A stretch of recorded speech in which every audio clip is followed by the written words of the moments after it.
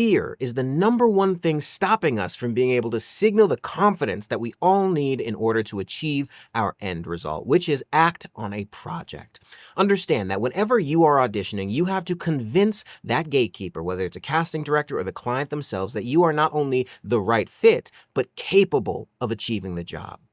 So today we're going to go over the 3 things that I do before every single audition, whether it be live or whether it be self-tape, to make sure that I am comfortable and confident and can signal that confidence to the end listener.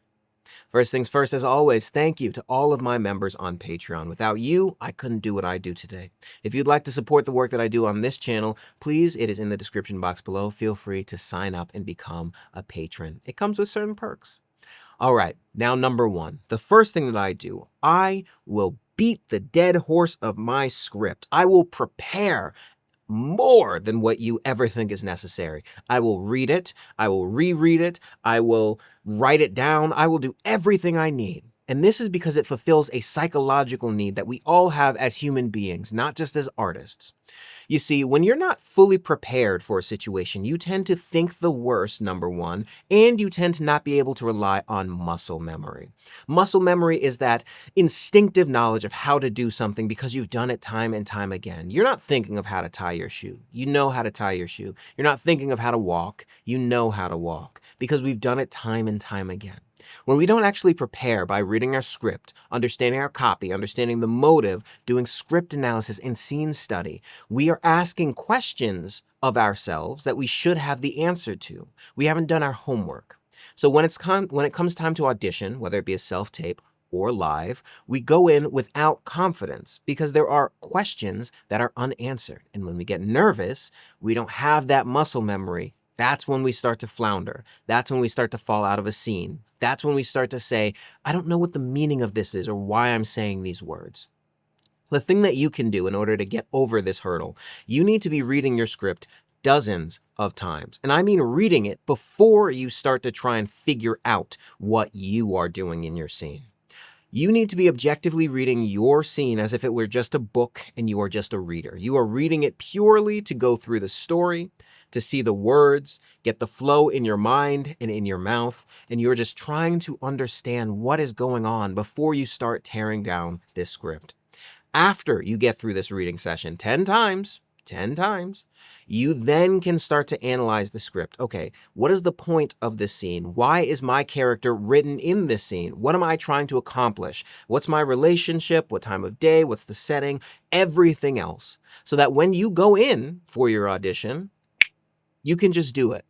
You already know what the pre-life is, what the post-life is, what your meaning is, what your character's emotional state is, who your character is, their relationship. You know all of this stuff. So you have the confidence to just say, I'm just gonna show up, I'm gonna do my thing, I'm going to give you this performance because this is a performance that I have prepared.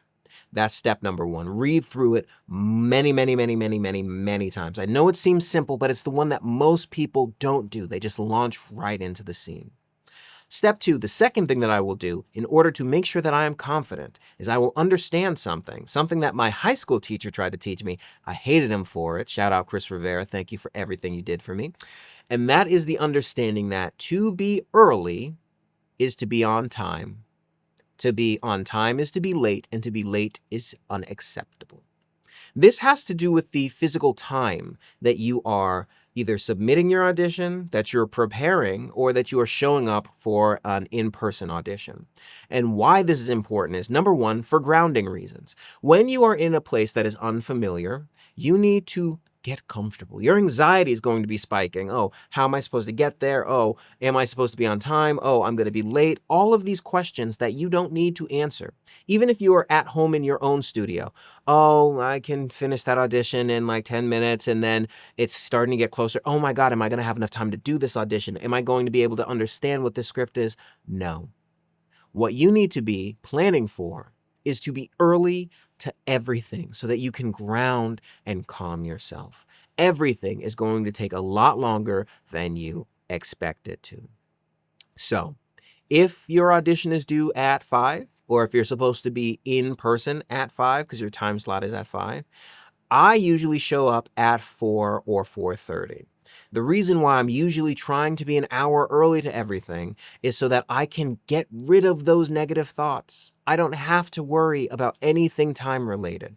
I am 100% in my body, in my mind. I'm in the moment and existing purely from the standpoint of an artist who is going to perform because I did my homework.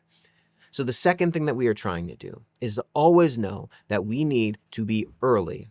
Not so that we can show off and say that we're early to everything and that we're the best person in the world, but just so that we can ground ourselves and be ready to show our best work. And you can't do that if you're worried about when your audition is due because it's getting close to time and you've procrastinated, or now you have an hour to get to your site and it's an hour and 15 minutes away. You only left yourself a 15-minute buffer and there's traffic and an accident and now you're worried.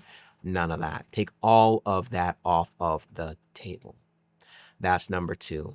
I want to take a brief second just to say that I have released my Voiceover 101 course. It is in the description below and it goes over everything, all of the stuff that I'm talking about that I wish that I knew so that I could get started all for you. It's $50 right now before it goes up in a couple of months, and it's down below. If you want an organized way for a one-stop shop, thank you so much for your support. It's right down below for you. And the last thing that I do in order to make sure that fear doesn't get the best of me, that I can perform up to the standard that I need, it is understanding intuitively. It's going to sound awful. Listen in. I am the best person for every job that I go out for. That's it. Now, it's not because I'm delusional and I actually think that I'm the best actor in the world, and it's not that I want you to be delusional. We are not the best artists or actors in the world. We are not the best at anything in the world. There's always going to be someone spending more time and with more resources. That's not the point. The point is that acting is an individual craft, and that's the beautiful thing. Your interpretation of a character will never be the same as mine, and even if we had very similar interpretations, the way that you perform will never be the way that I perform. It is an individual pursuit.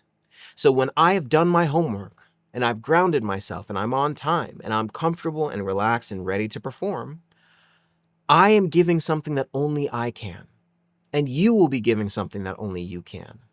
If it's decided that you're not right for the role, you have nothing to do with that.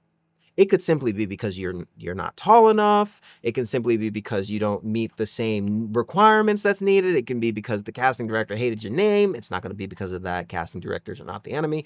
But you get the point. I digress. When you show up, give your best performance and do your thing, and you're comfortable and confident and ready to go, and you just perform and exist in the moment, you have given everything that you can. If that is not enough, it's not because there was a version of you that was better. This is not math. It is simply because you were not the right version that was looked for this project in this particular context. So go into your audition. If you've done your homework and you've grounded yourself and you're ready to perform, and just give that performance away, and know that once you give it away, you can walk away confident and freely. You're not thinking about it negatively. You're not looking back. You're not hoping. You give it and then you walk away.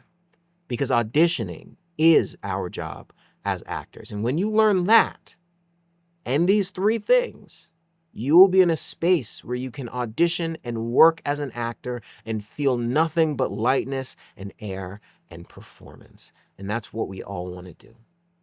So thank you for taking the time to learn a little bit today with me. I appreciate every single moment that you spent watching this video. If you have any comments, questions, concerns, leave them down in the comment box below. Subscribe if you haven't already. I haven't been asking you guys to. We're almost to 20,000.